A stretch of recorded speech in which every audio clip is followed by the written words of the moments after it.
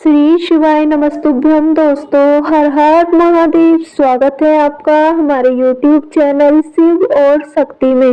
हे प्रिय भक्तों, आज की पुण्य फल देने वाली महात्म्य कथा में आपका दिल से स्वागत है। आपका दिन शुभ और मंगलमय हो। तो चलिए आज की महात्म्य कथा सुनने से पहले श्रीमद् भागवत महापुराण का रसपान करते हैं। ओम नमो भगवते वासुदेवाय। श्री व्यास जी कहते हैं, सौनकादि ब्रह्मवादी ऋषियों के ये प्रश्न सुनकर रोमहर्षण के पुत्र उग्रश्रवा को बड़ा ही आनंद हुआ। उन्होंने ऋषियों के इस मंगल में प्रश्न का अभिनंदन करके कहना आरंभ किया। सूत जी ने कहा, जिस समय श्री सुखदेव जी का यज्ञोपवीत संस्कार भी नहीं हुआ था, सुंदरालौकिक वैदिक कर्मों के अनुष्ठान का अवसर भी नहीं आया था, उन्हें अकेले ही संन्यास लेने के उद्देश्य से जाते देखकर उनके पिता व्यास जी विरह से कातर होकर पुकारने लगे, बेटा बेटा। उस समय तन्मय होने के कारण श्री सुखदेव जी की ओर से वृक्षों ने उत्तर दिया, ऐसे सबके हृदय में विराजमान श्री सुखदेव मुनि को मैं नमस्कार करता हूँ। यह श्रीमद् भागवत अत्यंत गोपनीय रहस्यात्मक पुराण है। यह भक्त वत्सल रूप का अनुभव कराने वाला और समस्त वेदों का सार है। संसार में फंसे हुए जो लोग इस घोर अज्ञानंधकार से पार जाना चाहते हैं, उनके लिए आध्यात्मिक तत्वों को प्रकाशित कराने वाला यह एक अद्वितीय दीपक है। वास्तव में उन्हीं पर करुणा करके बड़े बड़े मुनियों के आचार्य श्री सुखदेव जी ने इसका वर्णन किया है। मैं उनकी शरण ग्रहण करता हूँ।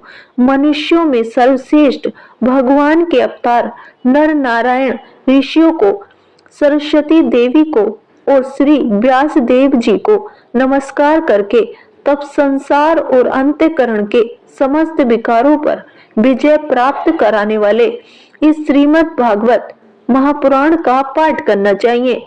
ऋषियों, आपने संपूर्ण विश्व के कल्याण के लिए यह बहुत सुंदर प्रश्न किया है, क्योंकि यह प्रश्न श्री कृष्ण के संबंध में है और इससे भलीभांति आत्मशुद्धि हो जाती है। मनुष्यों के लिए सर्वश्रेष्ठ धर्म वही है जिससे भगवान श्री कृष्ण में भक्ति हो।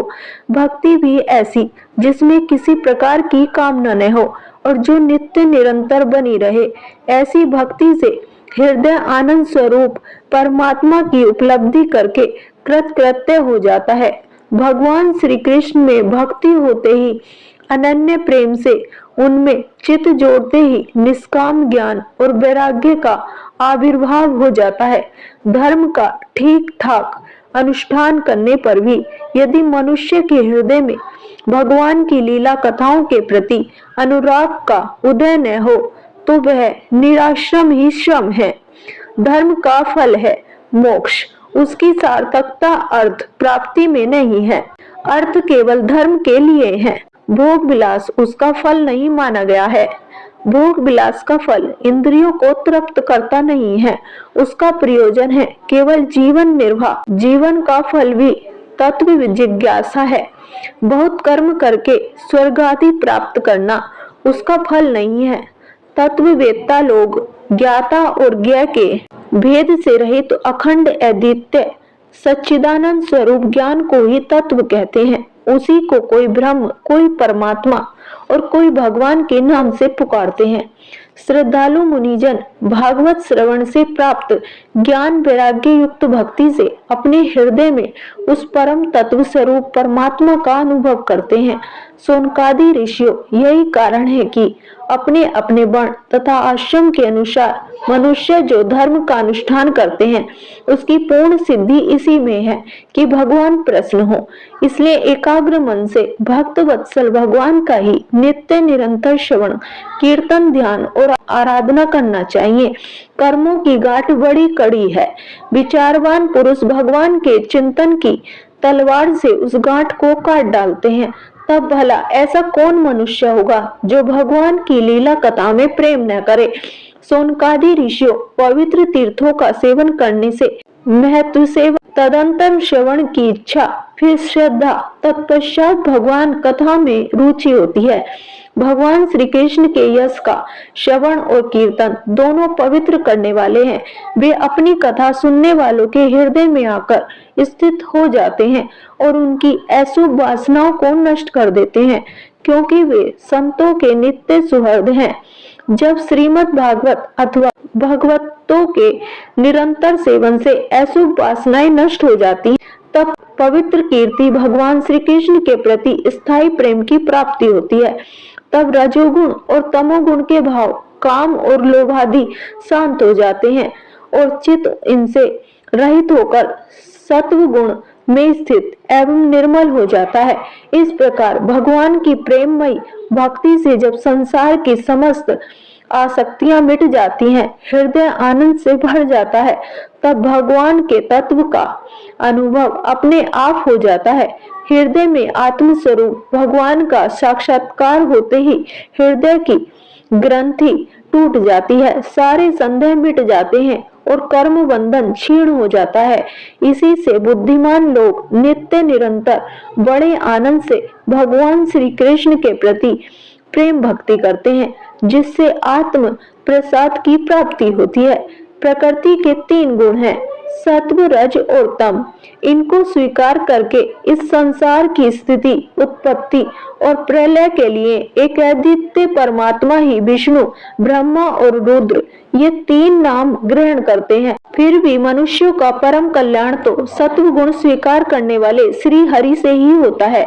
जैसे पृथ्वी के विकार लकड़ी की अपेक्षा धुआं श्रेष्ठ है और उससे भी श्रेष्ठ है अग्नि, क्योंकि वेदोक्त यज्ञ यागादि के द्वारा अग्नि सद्गति देने वाला है। वैसे ही तमोगुण से रजोगुण श्रेष्ठ है और रजोगुण से ही सत्व गुण श्रेष्ठ है, क्योंकि वह भगवान का दर्शन करने वाला है। प्राचीन युग में महात्मा लोग अपने कल्याण के लिए विशुद्ध सत्व में भगवान विष्णु की ही आराधना किया करते थे। अब भी जो लोग उनका अनुसरण करते हैं वे उन्हीं के समान कल्याण भाजन होते हैं। जो लोग इस संसार सागर से पार जाना चाहते हैं वे यद्यपि किसी की निंदा तो नहीं करते, न किसी में दोष ही देखते हैं, फिर भी घोर रूप वाले तमोगुणी, रजोगुणी, भैरवादी भूतपतियों की उपासना न करके सत्व गुणी विष्णु भगवान और उनके अंश कला स्वरूपों का ही भजन करते हैं। परंतु जिसका स्वभाव रजोगुणी अथवा तमोगुणी है, वे धन, ऐश्वर्य और संतान की कामना से भूत, पितर और प्रजापतियों की उपासना करते हैं, क्योंकि इन लोगों का स्वभाव उनसे मिलता जुलता होता है। वेदों का तात्पर्य श्री कृष्ण में है, यद्यपि उद्देश्य श्री कृष्ण ही है। योग श्री कृष्ण के लिए ही किए जाते हैं और समस्त कर्मों की परिसमाप्ति भी श्री कृष्ण में ही है। ज्ञान से ब्रह्म स्वरूप श्री कृष्ण की ही प्राप्ति होती है। तपस्या श्री कृष्ण की प्रसन्नता के लिए की जाती है। श्री कृष्ण के लिए ही धर्मों का अनुष्ठान होता है और सब गतियां श्री कृष्ण में ही समा जाती हैं।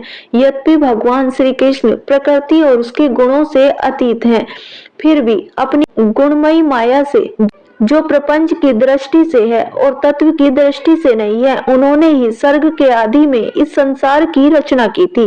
ये सत्व, रज और तम तीनों गुण उसी माया के विलास हैं। इनके भीतर रहकर भगवान इनसे युक्त सरीखे मालूम पड़ते हैं। वास्तव में तो वे परिपूर्ण विज्ञानंद घन है। अग्नि तो वस्तुतः एक ही है, परंतु जब वह अनेक प्रकार की लकड़ियों से प्रकट होती है तब अनेक सी मालूम पड़ती है। वैसे ही सबके आत्मरूप भगवान तो एक ही है, परंतु प्राणियों की अनेकता से अनेक जैसे जान पड़ते हैं। भगवान ही सूक्ष्मभूत तन्मात्रा, इंद्रिय तथा अंतःकरण आदि गुणों के विकारभूत भावों के द्वारा नाना प्रकार की योनियों का निर्माण करते हैं और उनमें भिन्न भिन्न जीवों के रूप में प्रवेश करके उन योनियों के अनुरूप विषयों का उपभोग करते कराते हैं। वे ही संपूर्ण लोकों की रचना करते हैं और देवता, पशु, पक्षी, मनुष्य आदि योनियों में लीलावतार ग्रहण करके सद्गुण के द्वारा जीवों का पालन पोषण करते हैं। हे प्रिय भक्तों, तो इससे आगे का वर्णन आप कल की कथा में अवश्य सुनिए। तो चलिए अब माघ मास की कथा का श्रवण करते हैं। ओम नमो नारायणाय। यमदूत कहने लगा कि जो कोई प्रसंग वंश भी एकादशी के व्रत को करता है वह दुखों को प्राप्त नहीं होता। मास की दोनों एकादशी भगवान पद्मनाभ के दिन है। जब तक मनुष्य इन दिनों में व्रत नहीं करता उसके शरीर में पाप बने रहते हैं। हजारों अश्वमेध, सैकड़ों वाजपेयी यज्ञ एकादशी व्रत की 16वीं कला के बराबर भी नहीं है। एकादशी के दिन व्रत करने से 11 इंद्रियों के किए सब पाप नष्ट हो जाते हैं। गंगा, गया, काशी, पुष्कर, कुरुक्षेत्र, यमुना, चंद्रभागा कोई भी एकादशी के तुल्य नहीं है। इस दिन व्रत करके मनुष्य अनायास ही वैकुंठ लोक को प्राप्त करता है। एकादशी को व्रत और रात्रि जागरण करने से माता पिता और स्त्री के कुल की 10-10 पीढ़ियां उद्धार पाती हैं और वह पीताम्बरधारी होकर भगवान के निकट रहते हैं। बाल, युवा और वृद्ध सब तथा पापी भी व्रत करने से नरक में नहीं जाते। यमदूत कहता है कि हे वेश्य, मैं सूक्ष्म में तुमसे नरक से बचने का धर्म कहता हूँ। मन, कर्म और वचन से प्राणी मात्र का द्रोह न करना, इंद्रियों को बस में रखना, दान देना, भगवान की सेवा करना, नियम पूर्वक वर्णाश्रम धर्म का पालन करना, इन कर्मों के करने से मनुष्य नरक से बचा रहता है। स्वर्ग प्राप्त करने की इच्छा से मनुष्य गरीब भी हो तो भी जूता, छतरी, अन्न, धन, जल कुछ न कुछ दान देता रहे। दान देने वाला मनुष्य कभी यम की यातना को नहीं भोगता तथा दीर्घायु और धनी होता है। बहुत कहने से ही क्या अधर्म से ही मनुष्य बुरी गति को प्राप्त होता है। मनुष्य संदेह धर्म के कार्यों से ही स्वर्ग प्राप्त कर सकता है। इसलिए बाल्यावस्था से ही धर्म के कार्यों का अभ्यास करना चाहिए। तो कैसी लगी आपको आज की कथा? अगर वीडियो पसंद आई हो तो वीडियो को लाइक करें, चैनल को सब्सक्राइब करें और कमेंट बॉक्स में जय श्री कृष्ण अवश्य लिखें। धन्यवाद।